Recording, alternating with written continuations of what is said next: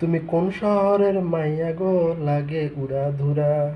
তো এই গানটি বাংলাদেশের অনেক পুরনো একটি গান। আমার ঘুম ভাঙাইয়া গেল রে মরার কোকিলে গানটি থেকে নেওয়া হয়েছে। তো ওই গানটি অনেকবার অনেক শিল্পী গেয়েছেন। আমরা ছোটবেলা থেকে মমতাজের গলায় এই গানটি শুনে অভ্যস্ত। অনেকে বলছে এই গানটি কপি।